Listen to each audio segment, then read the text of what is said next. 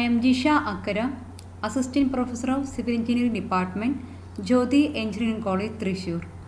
In this video, I will discuss the Environmental Impact Assessment Process Flowchart, which consists of four main processes: screening, scoping, public hearing, and appraisal. EAE process mainly consists of four stages. The first one is screening, then the next one is scoping, then third one is public meeting, then fourth one is appraisal. In the first stage screening, we will decide whether this tool is needed or not, whether we have to done the impact assessment on the project under consideration.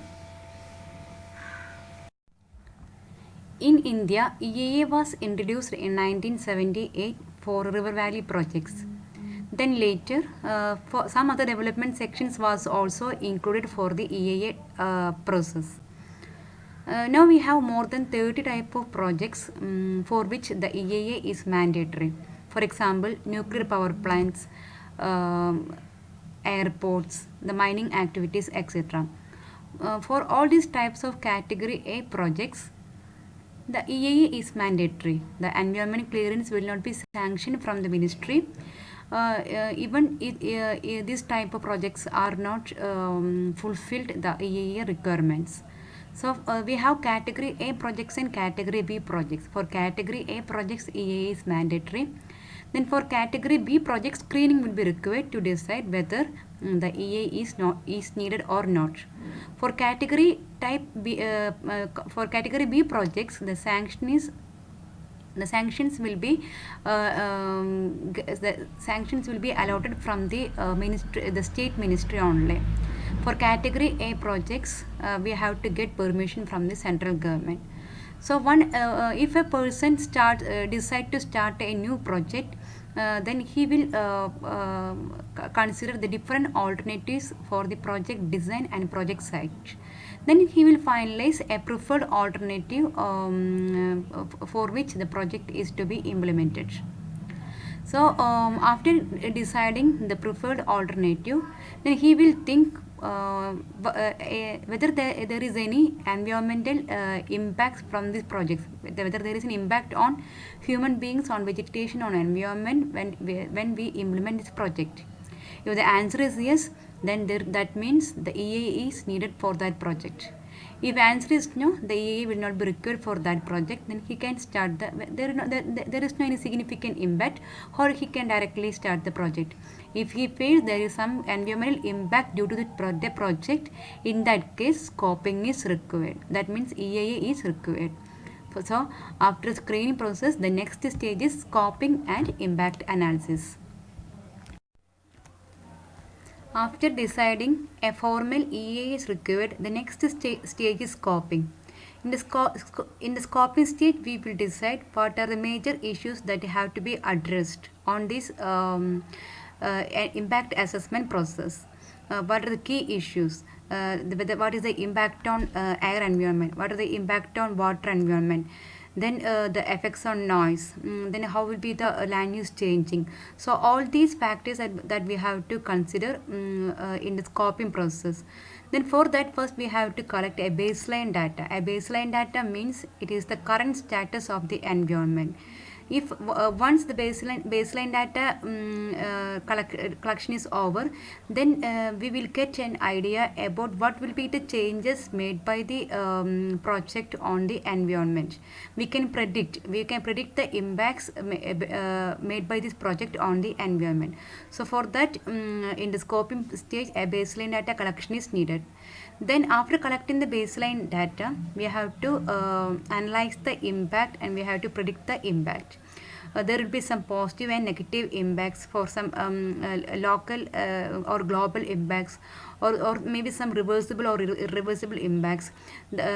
All these types of impacts that has to be taken in the scoping process. So in the scoping process, it mainly involves the baseline data collection and the impact analysis, then impact prediction. That is the that stages involves includes in the scoping and impact analysis process. Then after this process, we have to submit an EAA report. Then this EA report will includes what will be the study of the considered area, then the land use pattern in that area, then what will be the impacts made by this project on the environment, and then how can we mitigate these impacts, what are the control measures to be taken to reduce these impacts. All this will be included in the EAA report. Then this EAA report will be submitted to the government. The first two stages of EA was over. The first one was screening and second one was scoping.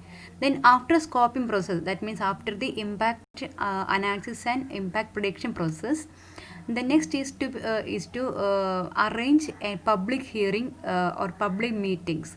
Then we have to collect a public we have to collect opinion from the public or from interest parties to know their perception about the implementation of these projects. So these points also will be included in the EA report. Then we have to collect data from the local people. Then we have to collect their perception, whether they have a positive approach or negative approach on the implementation of these projects. For that we have to advertisement in the medias about the implementation of these projects. We have to conduct a meeting, and then in that meetings we will be collecting the opinion of the public about the implementation of this project. The last stage in the EAA process is the appraisal committee. Once the report is submitted, then the impact assessment authority will take a decision in consultation with the project owner and the consultant. Then he will go through the environmental impact assessment report.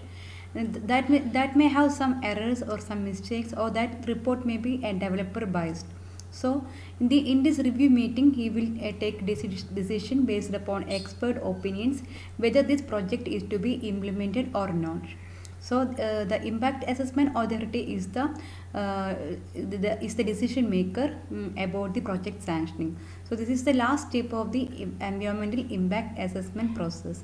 The first stage was screening, then scoping, then public hearing. The last step is the appraisal committee meeting. Once the approval is given by the committee, then that person who forwarded this proposal can start with the new project work. Once the project is started, the impact assessment monitoring will be done on each phase during the pre-construction stage, construction stage, and operating stage. In each stage, the authority has to monitor the amount, the impact of that project on the environment, whether these are in acceptable limits, whether they are in predictable limit. That has to be monitored by the committee. As we discussed in the first slide, every project will have some alternatives. That alternatives is to be considered when we take a plan for a new project. So assessment of alternatives, delineation of mitigation measures, and environmental impact assessment report. For every project, possible alternatives should be identified and environmental attributes compared. The alternatives should cover both project location and process technologies.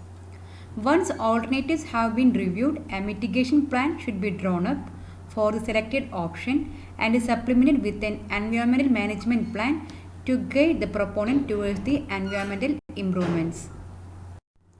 So we discussed the four main parts of the environmental impact assessment process: screening, scoping, public hearing, and appraisal or review committee meeting. These are the different stages of an environmental impact assessment process.